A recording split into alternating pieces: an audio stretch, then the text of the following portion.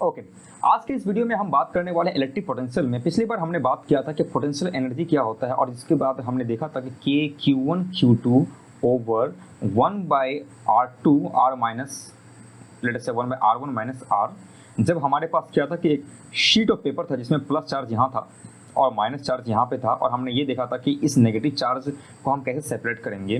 पहले तो यहाँ पे इस पेपर में क्या होता कि न्यूट्रल था, लेकिन हमने जैसे ही कॉम को लेके आया तो उसकी वजह से एक इलेक्ट्रिक फील्ड आया जिसने ये प्लस और माइनस चार्ज को सेपरेट किया। तो इस फॉर्मूला से हम ये बता सकते हैं कि किसी भी सिस्टम में उसकी जो पोटेंशियल एनर्जी है कितना आपको वर्क करना पड़ेगा उसके चार्ज को सेपरेट करने के लिए और या फिर उसके अंदर किसी चार्ज को लेके आने के लिए।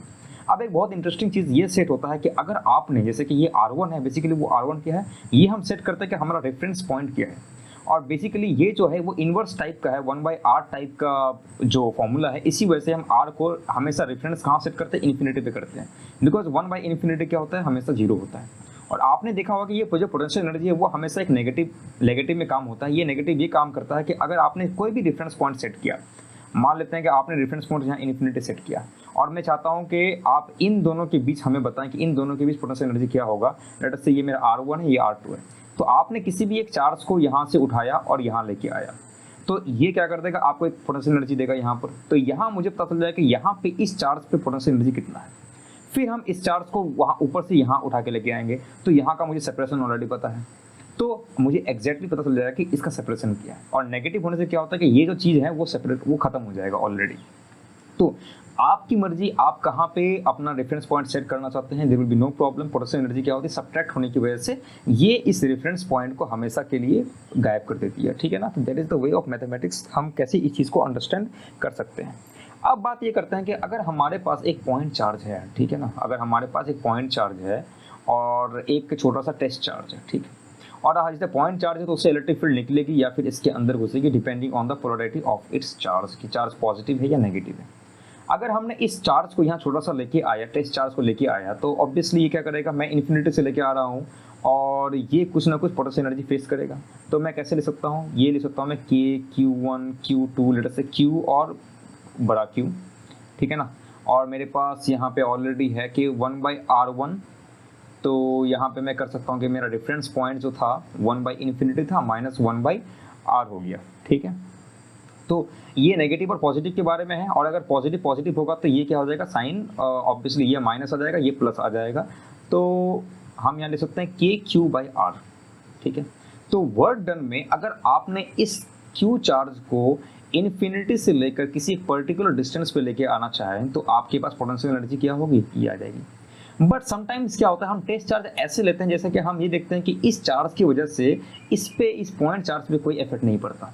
तो जैसे कि हमने फोर्स पे क्या किया था, फोर्स पे भी 2 चार्ज था, उसका मल्टीप्लाई हमने किया और 1/R से उसे डिवाइड कर दिया। तो इसमें क्या होता है, सिर्फ 1/R नहीं है, बट हमने ऑलरेडी पता है कि अगर आपको एक चार्ज पे कितना फोर्स है या फिर कितना फील्ड यहाँ से निकलता है तो हम इजीली फोर्स निकाल सकते हैं, बिकॉज इसी वजह से हमने क्या किया था, के Q/R इसको निकाला था।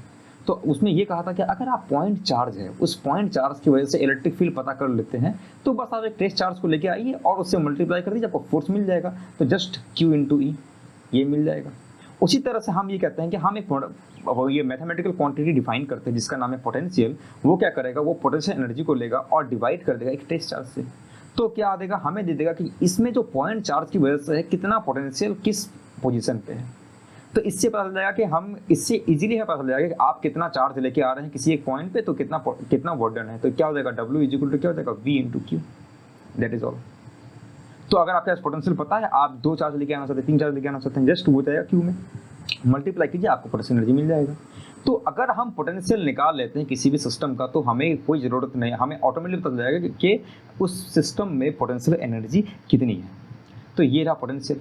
तो अगर मेरे पास V = के Q/R है और एक मान लेते हैं कि हमारा एक सिस्टम है जहाँ पे बहुत सारा चार्ज है, Q1 Q2 Q3 Q4 Q5 है, तो हम लिख सकते हैं यहाँ पर इस सिस्टम के लिए जहाँ पे ith चार्ज है, तो I = 1 to N let us से I = N तक चार्ज है, K तो K रहेगा, यहाँ लिखेंगे हम QI/RI, ठीक है। तो मान लीजिए कि ये पूरा सिस्टम है और मैं एक टेस्ट चार्ज को यहाँ लेके आना चाहता हूँ, एक पर्टिकुलर डिस्टेंस में मैं चाहता हूँ कि ये सारे के सारे मुझे पोटेंशियल मिले। तो मैं क्या करूँगा, इसकी वजह से R1 है, इसकी वजह से R2 है, R3 है, तो मैं इस पॉइंट पे इन पूरे सिस्टम में जितना भी चार्जेस है उसकी मदद से हम पोटेंशियल कैलकुलेट कर लेंगे। तो पोटेंशियल का जो सबसे बेहतरीन है कि अगर हमारे पास डिस्क्रीट सिस्टम है, यानी आई इज इक्वल टू 1, बहुत सारे डिफरेंट चार्जेस को हम गिन सकते हैं, तो ये हमारा फॉर्मूला इजीली आ जाता है जो हमने डिराइव किया था आपका किसमें, इलेक्ट्रिक फील्ड में। अगर मेरे पास कंटिन्यूस डिस्ट्रीब्यूशन है कि हम इस चार्ज को डिस्टिंग्विश नहीं कर सकते हैं, तो हमारा क्या जाएगा, इंटीग्रल आ जाएगा, के आ जाएगा डी क्यू ओवर आर। तो आर इससे हमें क्या मिल जाएगा कि जो पोटेंशियल है वो कैसा, और यहाँ पे हम डिसाइड कर लेंगे किस पॉइंट से किस पॉइंट की बात कर रहे हैं। हमें ऑलरेडी पता है कि 1/r है तो जीरो ले नहीं सकते हैं, देयरफॉर r1 और r2 है, एक रेफरेंस पॉइंट है और एक जो पॉइंट जहाँ पे आप इस चीज़ को कैलकुलेट करना चाहते हैं, तो वहाँ से हमें पूरा का पूरा मिल जाएगा। और याद रखिएगा ये जो इंटीग्रल होगा वो हमेशा डी क्यू पे होगा, सोर्स आपका कैसा है वो बहुत इंपॉर्टेंट यहाँ पे रोल प्ले करेगा, ठीक है। तो आई होप ये आपको पूरी तरह से क्लियर होगा। साथ में हमने एक और चीज़ बहुत ज़्यादा बात किया था, इलेक्ट्रिक फील्ड में क्या था, हमारा सुपरपोजिशन प्रिंसिपल फॉलो कर रहा था। मतलब कि हमारे पास अगर कोई भी चार्जेस हैं तो हम क्या करेंगे, इस तरह से अगर हम वेक्टोरियली ऐड करेंगे तो हमें मिल जाएगा टोटल इलेक्ट्रिक फील्ड। उसी तरह से पोटेंशियल में भी अगर हमारे पास पोटेंशियल एक स्केलर क्वांटिटी है, ठीक है ना, ये आपको पता है पोटेंशियल इज स्केलर क्वांटिटी। तो अगर हम जितने भी पोटेंशियल है, जितने भी चार्ज की वजह से जो भी पोटेंशियल है उसको अगर हम डायरेक्टली ऐड करेंगे तो हमें एक नेट पोटेंशियल मिल जाएगा, और वही सारी चीज़ें क्या हो रही है यहाँ पर हो रही है। तो पोटेंशियल के बारे में अगर हम जानेंगे तो इसकी डायमेंशन क्या होती है, के क्यू ओवर आर। तो हम समझते हैं के डायमेंशन लेस, तो चलो ठीक है, कूलम ओवर मीटर, ठीक। तो V इज इक्वल टू क्या होता है, कूलम ओवर मीटर। आप यहाँ से भी ये दे सकते हैं। और पोटेंशियल एनर्जी क्या होता है, V इंटू क्यू, तो हो जाएगा आपका कूलम स्क्वायर पर मीटर हो जाएगा, ठीक है। कोई प्रॉब्लम इसमें, आई होप कोई प्रॉब्लम नहीं है। तो W is equal to V into Q, V is equal to क्या था, कूलम पर मीटर हो जाता है। ये पोटेंशियल आपकी हो गई। दूसरी बात ये है कि हम इसको वेक्टर में, ये क्या है, कैसी क्वांटिटी, स्केलर क्वांटिटी है, मीन्स कि ये सिर्फ आपको एक नंबर देगा, ये आपको ये नहीं बताएगा कि इसकी डायरेक्शन क्या होती है, इसमें कोई डायरेक्शन नहीं होती है।